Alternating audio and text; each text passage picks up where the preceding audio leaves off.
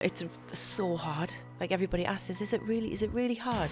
Like, I love it, but put me in the middle of a code in an emergency room any day. Do you agree with the sport? No, No. not at all. No. Flat out no. I respect it. I think it's great for fitness, but as a sport, no, I think it's barbaric.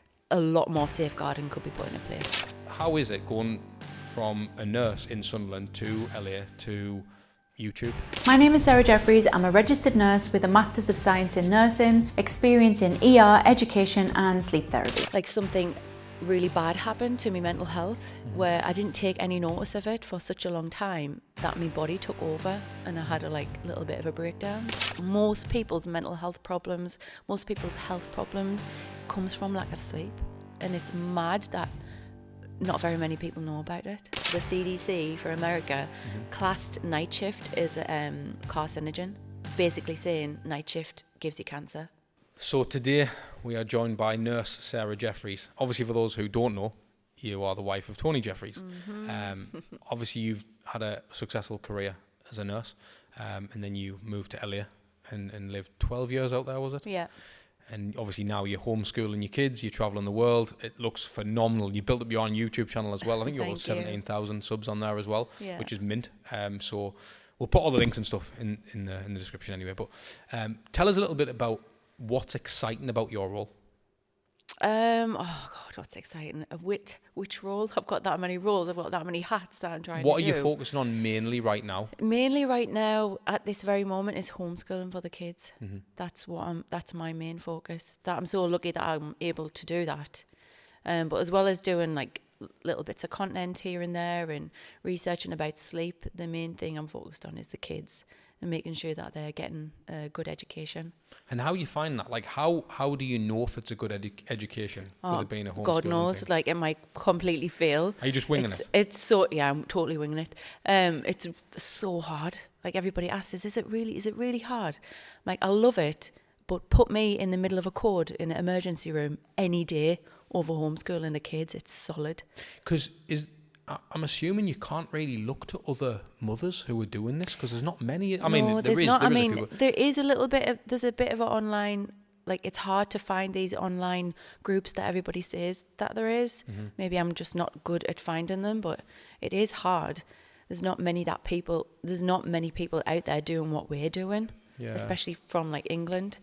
When you got into your role, Sarah, as a nurse, obviously when you were in Sunderland, what was the reason that you wanted to take on that role? Have you always just been that type of person? Did you feel like you were just doing it because it was a job at the time? Like, what got you into actually being like getting into the nursing?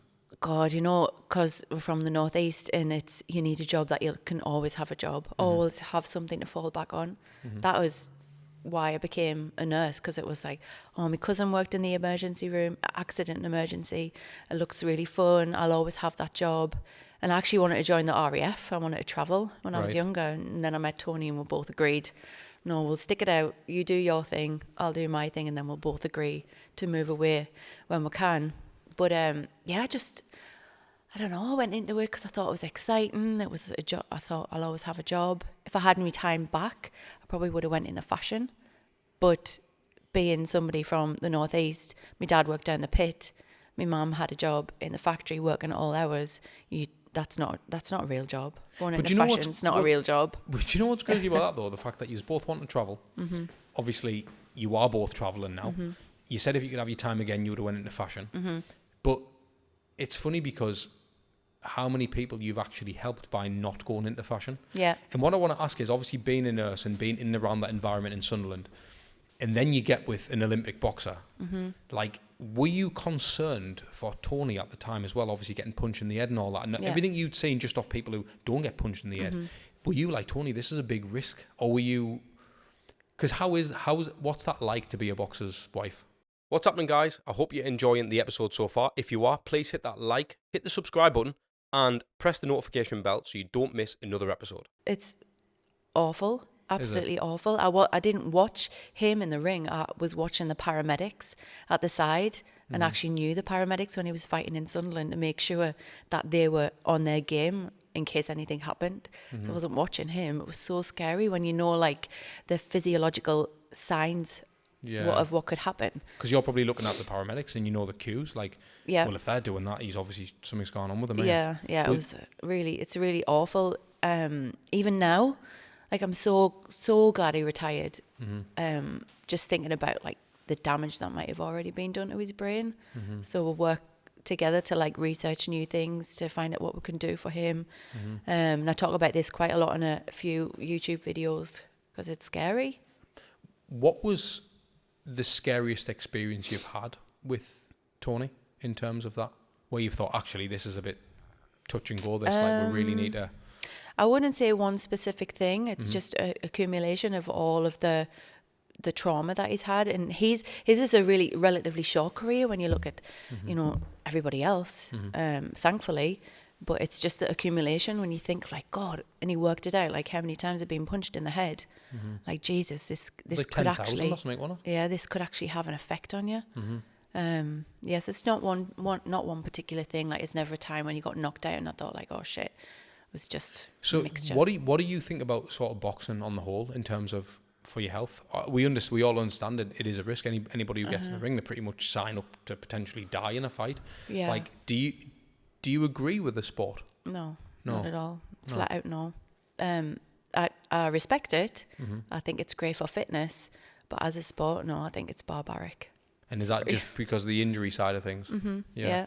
It's improved vastly since I first started out. You know, there's a federation, but there's a lot more safeguarding could be put into place. So do you think were you elbowing him in the ribs a little bit, like to quit when he was going through his career? I support him 100%. Were you just like no questions, like pack in now. Like if you need to do it, that's absolutely fine. I'm here for you, no matter what you need to do.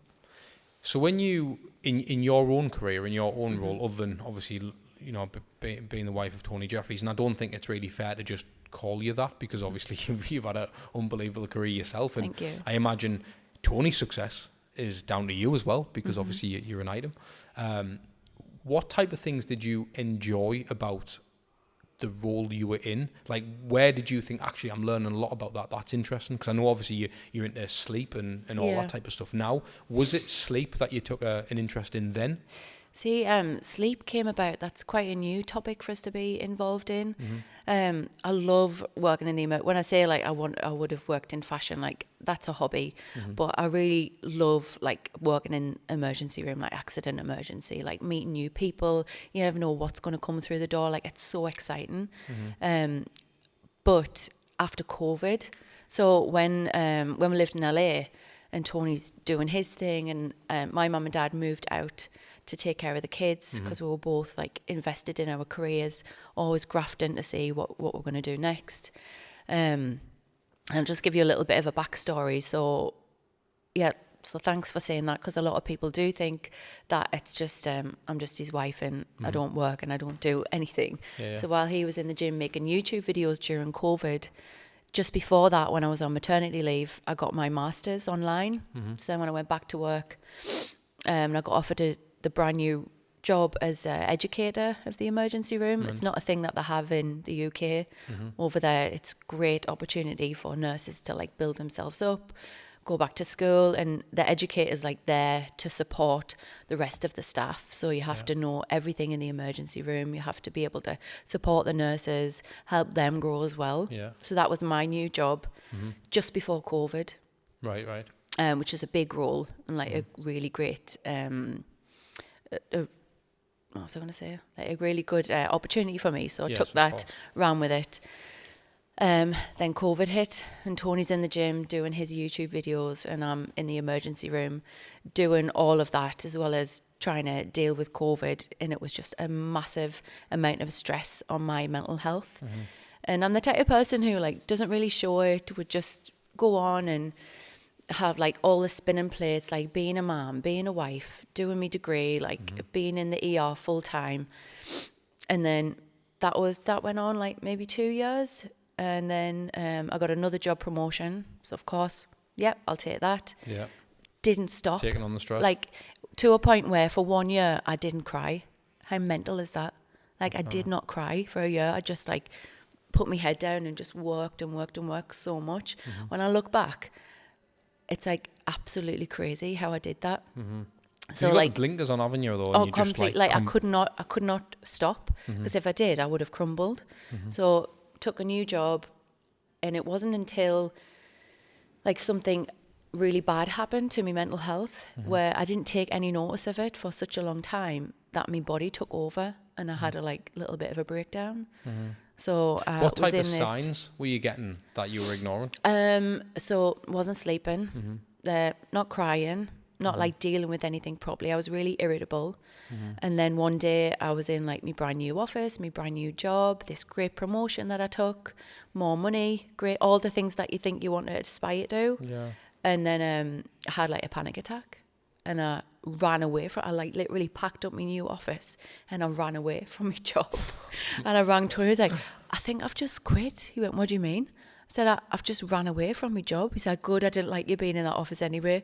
Like, that was his response. I said, "What am I going to do?" He's like, "Just come home, go to the doctor's, like, we'll figure it out. Just take some time off." Because I'd been like, all systems go for the last few years. And then it's like, I reevaluated everything and took time to like, what the hell's going on? And I figured it out. Like, it was the root cause of most people's mental health problems, most people's health problems comes from lack of sleep. And it's mad that not very many people know about it.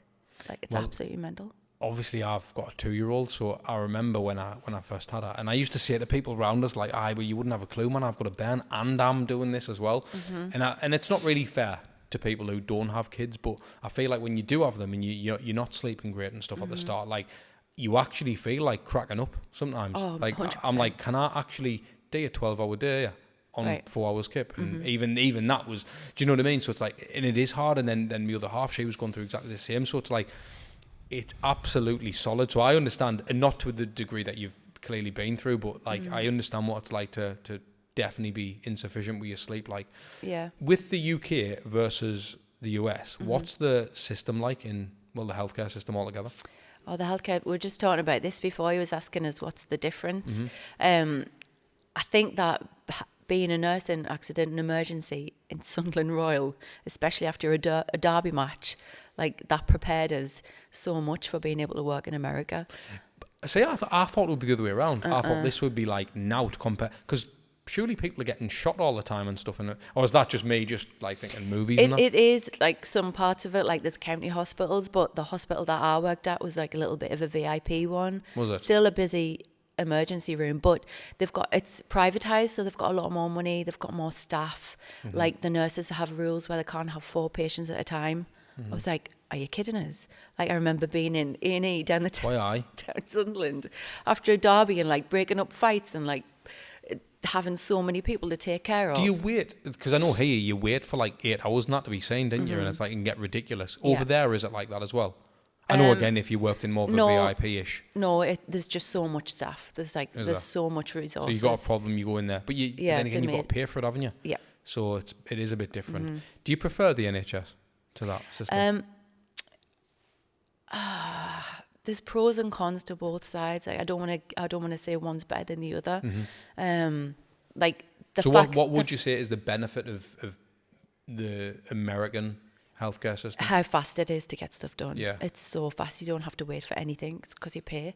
Yeah. Where here, like, I appreciate that if you can't pay, you've got the NHS and you can, be taken care of. But over there, like, you need something done and it happens like straight away. It's amazing. With sleep, Sarah, what else have you? So we understand, like, me just speaking to you because I'm interested in that. So if you're lacking in sleep, that's one thing. What other things can people be doing to ensure, other than just sleeping well on a night, because not everyone can for whatever reason? Is there anything else you can be doing to ensure that you're going to get a better sleep? Are naps a good thing? Like where does it end? I always say, like, sleep starts from the minute that you wake up. So straight away, like, getting outside, get some sunlight in your eyes, even if it's cloudy outside, which it is every day here. Just getting outside, and the whole way that our day-to-day life, especially in England, is made up is working against sleep. So nobody gets enough sunlight. Everybody's inside on the laptops or working like close to screens, which affects your sight. Like, every single bit of life here is to give you a bad night's sleep. I think. And there's so many things you can do, just like little things as well, which is going to have a massive impact. So them are the things I want to drill into though, because I feel like it is important. If a lot of people have got, the stress of the usual working life and you're not getting much sunlight and all the things you've said in England, what things can people be doing? Because again, there's not a great deal of sunlight, or they're working busy lives and they're having a crap sleep, or they're maybe a new parent, or what type of things can people be doing to improve that? So caffeine's a big thing. Right. If you're drinking caffeine like after 2 o'clock, a lot of people don't realize how much caffeine stays in your system. So say like a cup of coffee from Starbucks, if you have that at 2 o'clock, that's still going to be in your system come 10 o'clock at night if that's your bedtime. Yeah. Like it's got a half-life of 8 hours, which is like ridiculous So if you think just about cut it. it out? So after 2 o'clock, I wouldn't be drinking caffeine. So that's if you're a person who still drinks Coca-Cola, which like you shouldn't be. That's got caffeine in. Oh, mate, I'm hammering that. Like, oh my God, please stop. Diet Pepsi, right? Oh my God. I said this to one of the lads the other day, and I mean this, right? This is proper bad crack. So I reckon I've had a can or a bottle, a small one, but still, every day for about 3 years. Oh my God. Honestly, every day. So if you were my sleep client, that's the first thing I would tell you, like cut that out straight away. Is it just the caffeine? Is that why? Or is it no, it's so bad for you. But it's the caffeine's, if you're talking about your sleep, like that's the big thing. That's in it. So what else do you think you can be doing to help that sleep? So try and getting outside, like we say, like if you're getting up really early, it's dark outside, maybe on your lunchtime, go outside, get some fresh air, get some light in your eyes, because that's a huge thing. That will help you sleep at night. And you don't really think about that. You think having a good sleep is like you get to bed and why can you not sleep? But it's all the little things that you do during the day will actually build up to your nighttime sleep. So getting outside to get light in your eyes. There's so many things that you read about and so many things that you can do.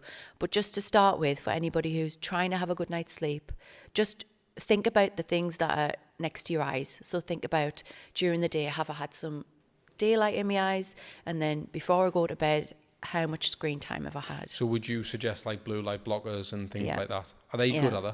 I made my own blue light blockers. Did you? Yes. Do you sell them? Yes, Do on you really? Amazon. Mint. Not Amazon UK because I needed VAT number and they've Right, deactivated my account, but it should be up soon. Do they ship to the...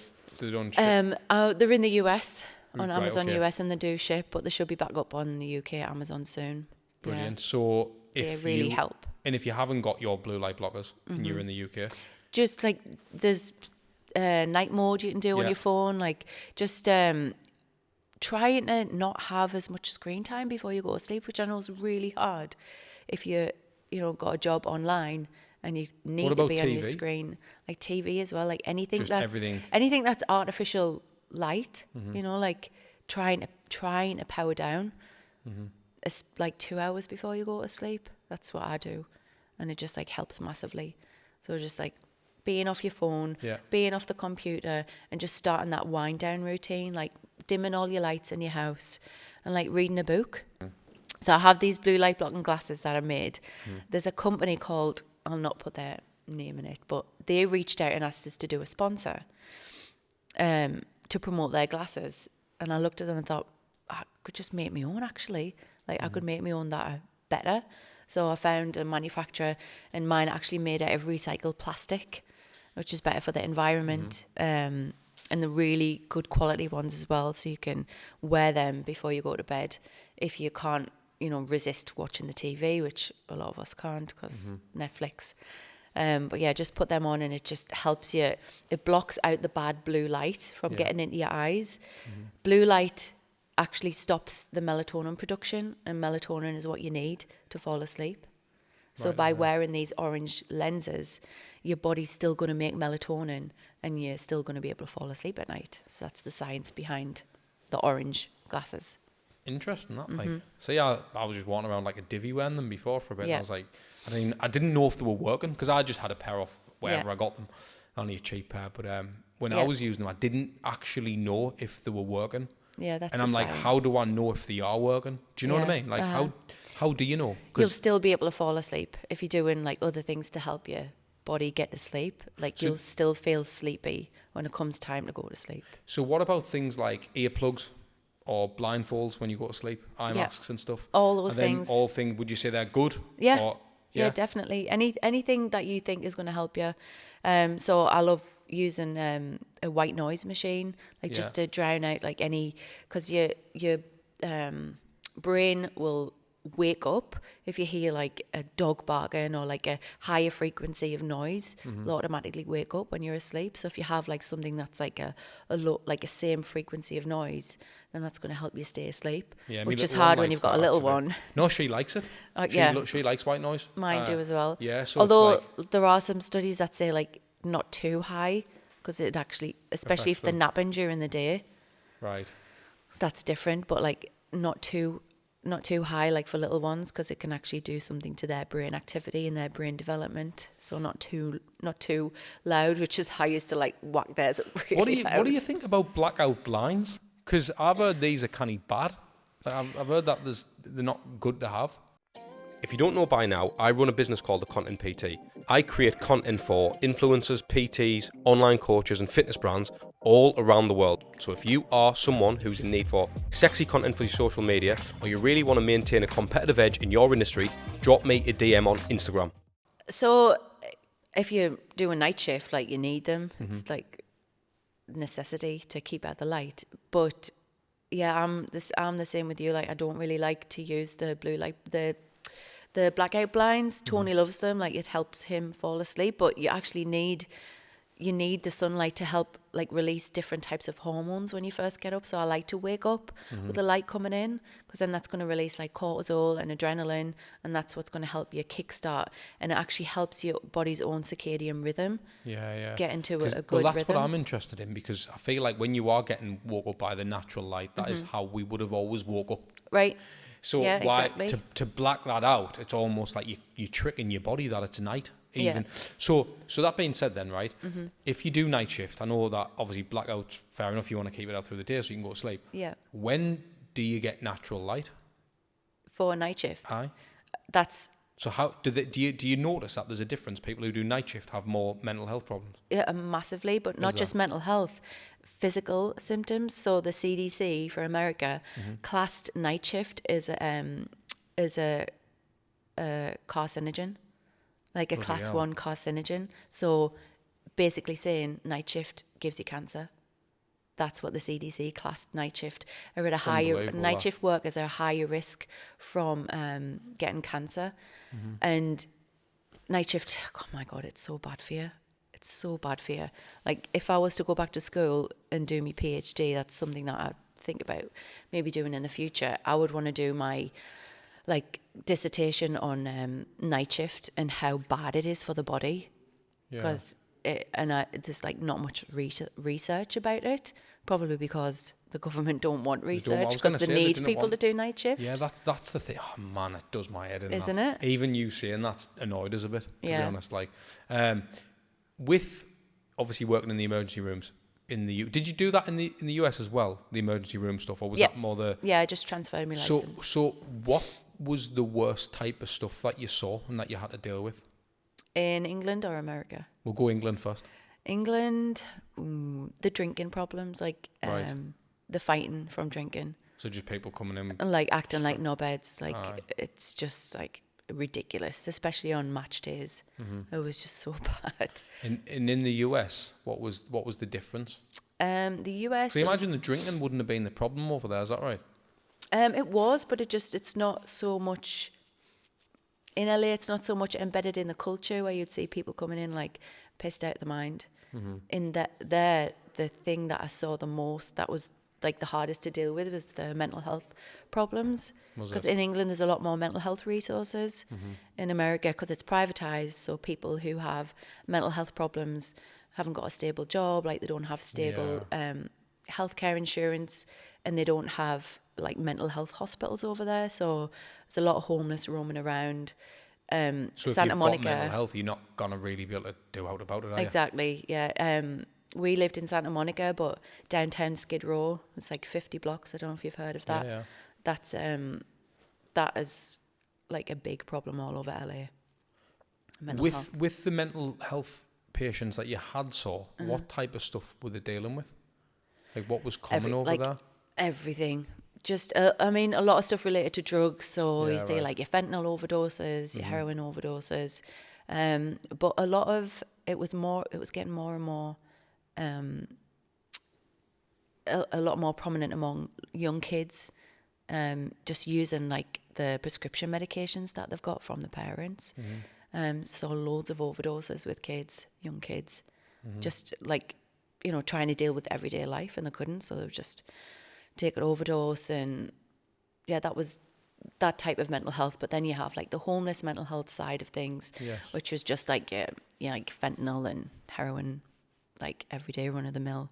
Yeah, I don't know if I don't know. I think you've got thick skin to be in them places, haven't you? Yeah, yeah. It's Even tough. even thinking about being in them scenarios. I mean, I not anyone likes them really, but I absolutely hate hospitals. Like, I honestly, I hate them. Yeah. You know, even if there's something wrong with the little one, she's got a bad stomach or something, and we have to take her that. Like, I feel ill in them Yeah. places. I don't know what it is, because obviously the place don't make you better. But for me, it's just being in and around that, and that's why it's interesting the fact that you've chose to kind of spend a lifetime Yeah, it's in like there. emergency room, accident emergencies. Like you ask somebody a question like, when's the worst day of your life? Like, what's the worst day of your life? And most people would say like, oh, that time I had to go to hospital, or that time I got rushed to the emergency room. That was my everyday life. How do you deal with it mentally then? Because like, when you see something, whether it's like a gory, it's a car crash, someone's being rushed in, and you're hanging around and doing whatever you were doing, like, how do you actually, does that bother you outside the job? Or you're like, no, I'll leave it at work? Or do you think about it? Some certain things like will stick with us forever. But most of the time, like, you just learn to leave it at work. But you just have to find something that works for you, like find an outlet, like massively, but not just mental health, physical symptoms. So the CDC for America classed night shift as a carcinogen, like a class 1 carcinogen. So basically saying night shift gives you cancer. That's what the CDC classed night shift. Are at a higher night shift workers are higher risk from getting cancer, and night shift. Oh my God, it's so bad for you. It's so bad for you. Like, if I was to go back to school and do my PhD, that's something that I think about maybe doing in the future. I would want to do I can't really talk about it specifically, but it's just like deaths of young people. Like, Right, okay. Yeah. You know, a lot of them, unfortunately, related to mental health issues again. Yeah. You know, which is Awful lot, especially in the northeast, like, people don't talk about this stuff, and they really should. So on a more positive note, obviously now you're doing YouTube, and you're kind of you're delving a bit more into sleep and everything like that on there as well, and kind of showcasing everything you've learnt over your career to help other young people or other people in general who, and the beauty about what you do, Sarah, which I must say, is the fact that look at all the people that when you were in America, and all those people who couldn't afford healthcare, who had problems, can now access your content and hopefully be helped in other ways, which I think is brilliant. Not only is it providing value to people, you're also potentially helping people. Well, that's the aim, isn't it? To help as many people as you can. And you get to be out of that emergency room. And obviously, with a lot of nurses who go through substance abuse, etc., you probably bettered your own situation by being in that, being on YouTube. How is it going from a nurse in Sunderland to LA to YouTube?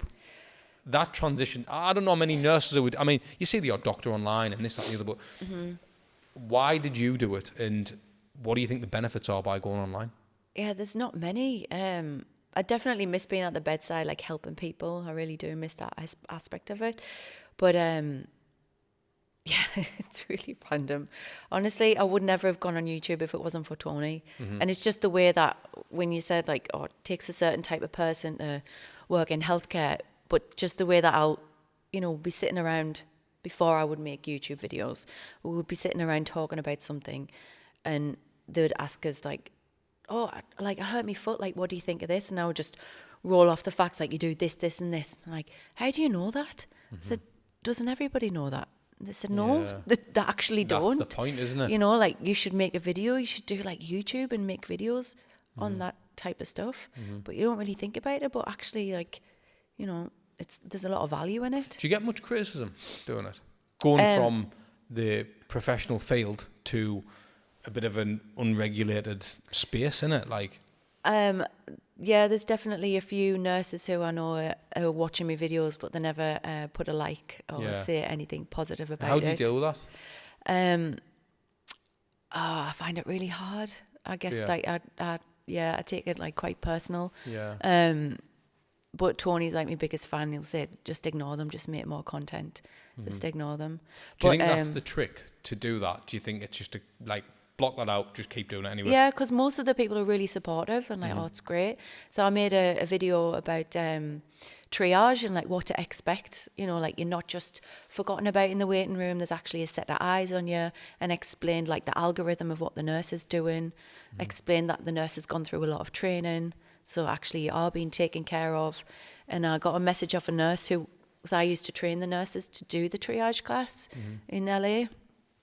And I got a message off a nurse who I trained to do triage saying like, I'm sitting in triage right now. I wish I could play your video in the waiting area because I'm getting a lot of stick off somebody who's waited a long time. And I just thought, oh, that's really nice to hear that. That's unbelievable. You know, like a positive thing. That would be a good idea, wouldn't it? To have your videos playing in those scenarios, because of be good for the algorithm. I know, but I think maybe you'd probably feel a bit like it was cheesy doing it like that. But at the same time, ultimately, you are not someone who's just spouting a load of shit on a YouTube video. Yeah. You have literally done it for years. It's not, and that's what I mean. That's what when I was saying to Tony earlier on, like, because I create content for fitness professionals and stuff like that. That's me business. The podcast is just a thing I do on the side. But because I do that and I've done that for so long, I feel like now it's time to release something else which I can help people with, or another service or whatever. Whereas if I was doing that, you know, I just decided to become a content creator, and it's a bit like, well, where's your credibility? Whereas with you, because you've done it, you can actually help people. Yeah. Whether it is something basic, you can help people. There will be people who, I don't know, just making this up, they could roll their ankle and you would say, well, if you do this, this and this, bang, you'll probably feel better in a lot quicker time. Yeah. Most people don't know that stuff. Yeah. Like YouTube itself is a search engine. Yeah. So to be on there with how-to things and how to do this or how to benefit this, or like, you're definitely in the right space. And to be honest, I mean, getting up to 17,000 subs is unbelievable. I've heard that there's an equivalent, don't quote us on this, but it's something like 100,000 followers on Instagram is the same as getting 10,000 subs on YouTube. Oh, really? That's like, so it's very hard to achieve that figure. Yeah. So to get to 17k and still growing and still being consistent. It just kind of like took off, I would say the last 6 months. So I've been like putting content out there I'm very inconsistent because, you know, I've got the 3 kids to take care of. But the last 6 months, YouTube changed it. So I think it was from COVID, there's a lot of misinformation out there. And like I say, because I have some credibility, like I can't just make stuff up because I'll get my license taken off us, which I worked really hard for, so I'm not going to do that. Is that what happens? Like, even if it's just advice, you can still actually revoke your license? Like I'm not a medical doctor, so I can't give medical advice, but I can give you education on what to do to find the right things or what to do to take care of it at home, like minor stuff. But YouTube have put like a label for anybody who's a registered healthcare professional. So underneath my all of my videos, it says this is from a licensed nurse in the US. That's so people unbelievable. know, So it's like you're certified, like officially. Mm-hmm. That's unbelievable. What do you plan to do with YouTube career? Is So that where you want to be now, YouTube? I know you sell blue light blockers. Well, the next thing I'm doing is helping people like one-to-one how to sleep. Like I love helping people. Like that's what I like to do. So if I can, you know, get to somebody like on a personal level to actually find out like why you're not sleeping very well. So right now I'm speaking with this young lad from India. He'll not mind us talking about him. But he works shifts on like this big ship and he can't sleep. And his goal is to pass some exams so he can better his career. And he's been watching me videos on YouTube. And when I launched this course to say like, I can actually help you. So if you want to jump on a 15-minute call, let's find out if we're going to be a good fit and we're working together. So like over a 4-week period of time. And I'm giving him like an action plan and looking at his like daily life and like how coaching, he can sleep isn't it? better. Yeah, so that's like accountability as what well. I'm like trying to have get you been into. doing X, Y, and Z? Yeah. And how's the results been? Yeah. Which is great for you as well because you'll get to learn It's like almost doing a study on your patients as well, if you like. Yeah, and I do miss being at the bedside and talking to people, and YouTube's like pretty lonely. So you're just in front of the camera. Yeah. It's great to like message people on the comments, but to actually speak to somebody face to face on a video is like really rewarding for me because I can see that I'm helping them. Yeah, I know this sounds mad, but I'm going to ask you it anyway. So we know about kind of like sleep hygiene and all the things you can do to give yourself a better night's sleep. Is there a particular position that you should sleep in? I know that sounds mad, right? But I just want to... I sleep mad, me, you know when I sleep, right? I literally put one hand on top of the pillow, one hand underneath it. I cock my leg up like a dog. Literally, like how I sleep is... I don't know how many people who sleep like that. Do you know, supposedly, you sleep the way that you were in the womb? Have you ever heard that? Do you really? Yeah, that's what I've heard. That's what I read. But I would say if you've got... like trying not to sleep with both of your arms up like that, it's bad for your shoulders, but don't sleep on your back. Try not to, especially if you snore. If you're snoring, because it wakes you up from your deep sleep. And don't they say as well, like snoring can often show signs of poor health? People who snore. Do you know much about that as well? Yep. Yeah, I just did a video on sleep apnea. Okay. Yeah, which is a huge thing that, again, not many people know about. So I want to just ask you about that then, Sarah. So for someone who's listening or watching and, you know, they might have sleep apnea or they might be concerned, what type of things should they be looking out for? What do you mean, like symptoms, to show? Like, so when you were saying you did the video on sleep apnea, like what, if you touch on that a bit, like what type of things, you know, when you're saying like sleep on your back, snoring, sorry, like how would you know snoring was sleep apnea related? So if you're waking up and you're just feeling like crap, like you haven't got a good night's sleep, like if you're the type of person who wakes up every day and you swore you got 8 hours, you've done everything that you possibly could do, but your partner or somebody tells you that you snore and you wake up feeling like groggy, you don't feel well, like you don't have motivation to like exercise, eat, and you have a bad diet and you're overweight and you smoke, I would bet money on that you've got sleep apnea. Yeah. Because those are all risk factors. Is it a killer? It's not a killer in like terms that that's the reason why you're gonna die, but it's a massive contribution to things that will put you in an early grave. So it's, you know, predisposition to obesity, diabetes, and it puts extra strain on your heart. You know, if you're not sleeping, or you think you are, but you've got sleep apnea, you're at least being woken up in the middle of your deep sleep, which is your restorative sleep, which is what you need for a healthy body. Is that your REM? So you've got, your REM, your REM is your dream sleep, and then you've got your deep sleep. Right, I'm with you. Yeah, so your REM is like usually if you wake up from a dream, that's like the last part of your sleep. That goes in like cycles all through the night. But when you first go to bed, you get your deep sleep, and that's your restorative sleep, and that's what helps build your immune system. And then your REM sleep is where your dreams come in, and that's what helps like consolidate memories. So, because I know that people who drink alcohol effectively get a worse night's sleep. Yeah. However, a lot of people drink alcohol because it puts them to sleep. I know, how mad is that? So, what's the explanation for that? That is like complete lie. Alcohol's a sedative. It's not good for your sleep. It knocks you out because, you know, it makes you feel like, you know, you're getting drowsy and you've had like 3 glasses of wine and you feel great that you're going to fall asleep. But it's actually, you know, it's just like making you drowsy. That's it. What it's doing to you inside, almost every single time you drink before you go to sleep, your body will be struggling so much. So you're actually getting a crap sleep. And if you're somebody who tracks your sleep like me, you'll see like your heart rate elevates. You know, do you drink much?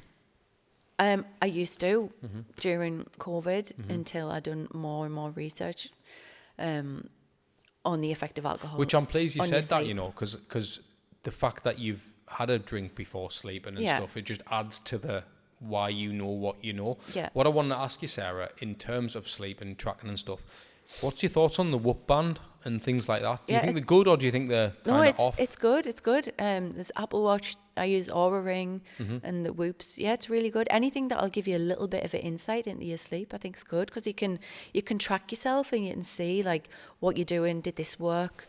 You know, and when you've had a drink, you can see like your heart rate's elevated during the night because your liver's trying to metabolize this alcohol. You know, like there's a reason behind everything. So it's not just like to chance.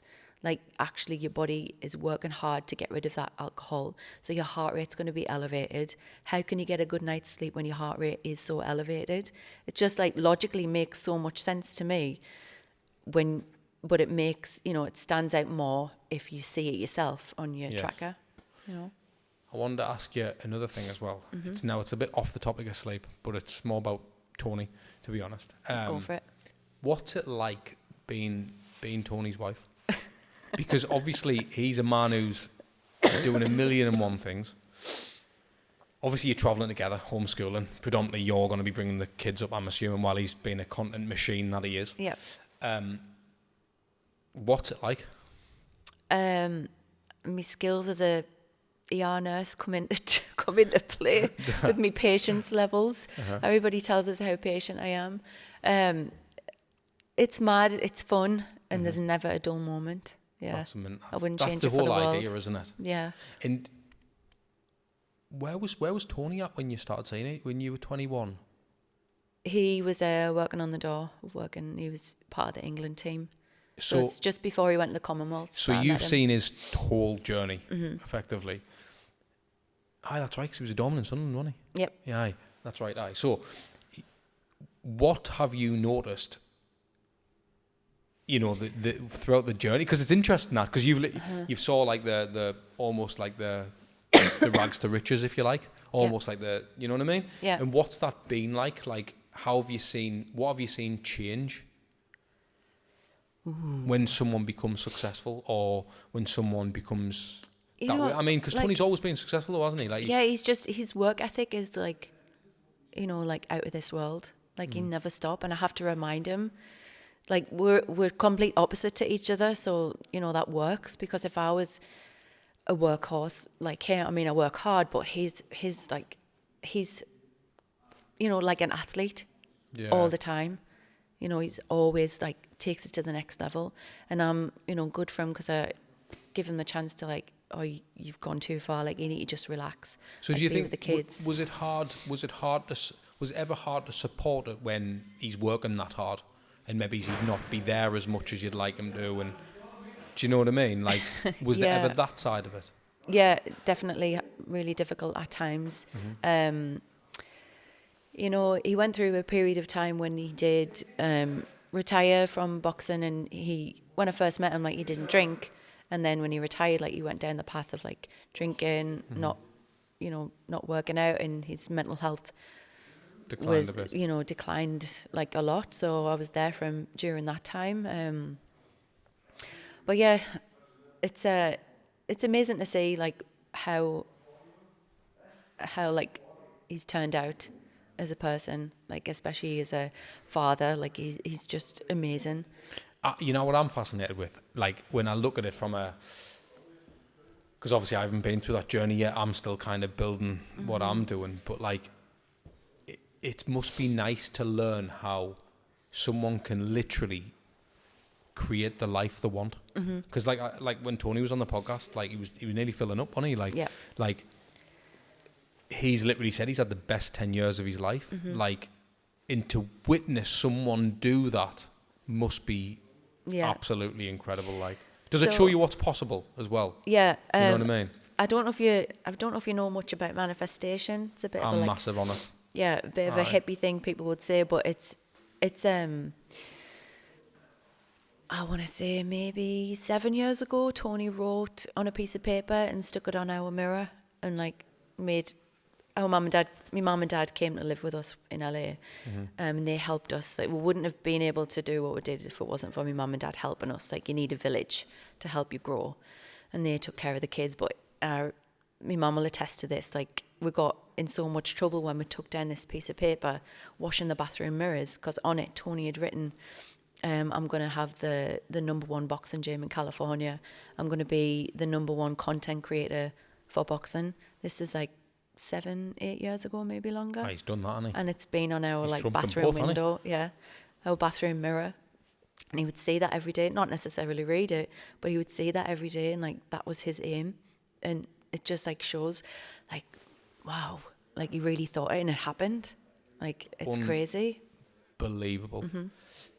Sarah, I just want to say thank you for coming on. Thank you for having us. I feel like I need about 10 episodes with you because I want to talk about sleep. I want to talk about the emergency room a bit more. I want to talk about the transition of actually moving abroad. Like, there's but I can't give it justice by... I would literally have to have that long with you. But I'm sure I'll get you on again in the future if you end up coming back to the UK again. Like, or if you come out to see us. If I'm out there, I'm sure we'll get something done. Tony's a good lad as well.